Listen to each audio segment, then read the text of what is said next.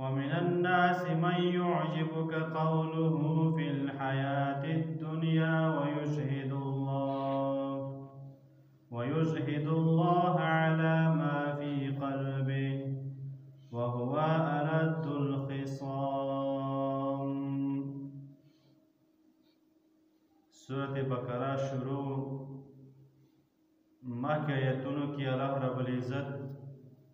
د حج څه احکامات هغه ذکر کړي وو او بیان کړي وو،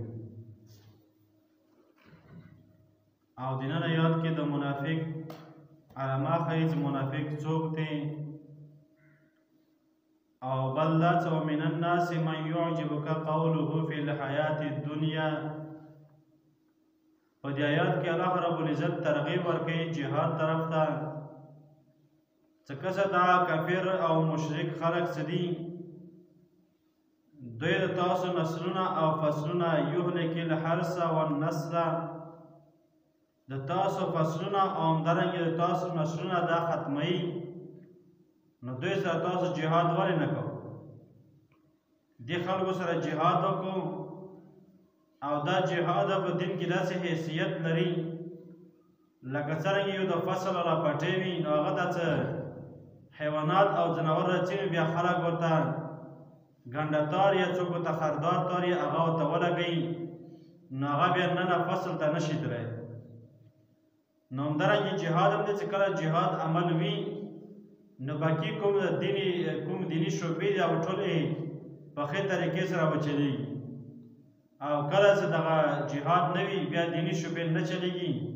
او همدارنګه د مسلمانانو عزت او شرم حیا پرده څه دی دا بیا په عزت کې نه وي. نو دغه ټولې خبرې چې دغه جهاد سره تړلې دي، الله رب العزت ترغیب ورکوي جهاد طرف ته، چې تاسو جهاد ولې نه کوو دغه مشرکینو او کافر خلکو سره. بل دا چې ومن الناس من يعجبك قوله في الحیات الدنیا. دغه منافق داسې خلک دي چې دوی په ظاهر باندې داسې خبرې کوي چې تا په تعجب کې اچوي. نبي کریم صلی الله علیه وسلم ته فرمایي وی دوی تا تعجب کې اچوي داسې خبرې کوي، او ګویا کې دوی د دین پتنګان او دین باندې قربان خلک دي، خو چې کله حقیقت ځای راشي نو بیا دوی تېښته کوي او تښتي ورنه. لکه یو په غزا موقع باندې منافق څه وو، نیم ځای پر لړل او بیا ګڼ تعداد کې څه هغه بیا راواپس شول، وی یاره موږ دا جهاد نشم کولی، موږ سره کوم د جهاد اسباب دي دا کم دي، نو هغه راواپس شول، په زړه کې نورې ارادې وي. نو دوی په ظاهر باندې د دین خبرې کوي، او باطن باندې دوی په زړه کې د کفر کلمه پرته دي، او دوی داسې خبرې کوي تا تعجب کې واچوي چې یاره ګویا کې دغه بالکل چې کوم ځای کې دیني خدمت رسېدلی به ټول نه مخکې وي، حالانکې دوی به هر ځای کې به رسته کېږي او دین نه به ځان پاتې کوي، او دا به سوچ کوي چې یاره دین باندې به کله مصیبت راشي، دین والا خلک به کله ذلیل شي، او دغه دین والا خلک به کله الله تعالی په دوی مصیبت راولي، او دوی ته فکر نه کوي چې الله رب العزت هغه خلک چې هغه دیندار وي نو هغو باندې بلا او مصیبت نه رسي، او که بیا رسي نو الله تعالی په هغو باندې امتحان کوي، او امتحان کې بیا پسېږي، نو الله تعالی دې سره ډېره مرتبه او درجې بلند کوي. ومن الناس من يعجبك قوله في الحياة الدنيا. ځینې د خلکو نه هغه څوک دي چې تعجب کې اچوي تا په هغه خبرو سره چې هغه ژوند د دنیا کې دا خبرې وي. ويشهد الله على ما في قلبه. او ګواه کوي الله تعالی په هغه څه چې دوی په زړونو کې دي. وهو ألد الخصام. او دا منافق خلق ډېر جګړه مار دي، جګړې کوي، یعنی مطلب دوی د دین کوم دین احکامات دي،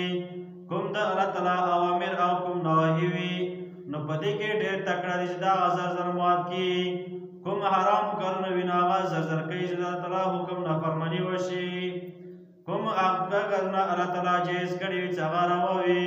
نو هغه طریقو نه ځان وروسته کوي، هغه پاتې شي. نو دا منافق خلق چې دي دیو شدید القوا د سخت طاقت ولري د الله تعالی په نافرمانیانو کې. واذا تولى سعى في الارض. کله چې دوی واوړېږي واپس شي سعى في الارض، نو دوی کوشش کوي په ځمکه کې لیفسد فیها، فساد وکي په دې ځمکې کې ويهلك الحرث والنسل او دوی هلاکوي فصلونه او همدارنګې نسلونه. ګوره مفسرین د دې معنی کوي ګڼې معنی کړي دي چې يهلك الحرث والنسل دوی هغه دینداري خلک چې وي نو دا ختموي، علما یا طلبا دا ختموي، والنسل او همدارنګې دا خلک ختموي په هغو طریقو سره څه ناجیزې طریقې وي. مفسرین دا هم ذکر کړي چې يهلك الحرث والنسل او دې زمانه کې دا کوم د انګریزي تعلیم د خلکو ته دې توجه ډېره ورکړي او دې د خلک راوړي او دیني کومې طریقې وي او دیني کوم طریقې او د دین کوم تعلیم وي نو هغه خلک منې کوي دې طریقې سره. یا واذا تولى سعى في الارض ليفسد فيها دیو زمګي کوشش کوي د فساد کول او د دې لپاره چې دا قرآن کریم او د پیغمبر حدیث دا بند کی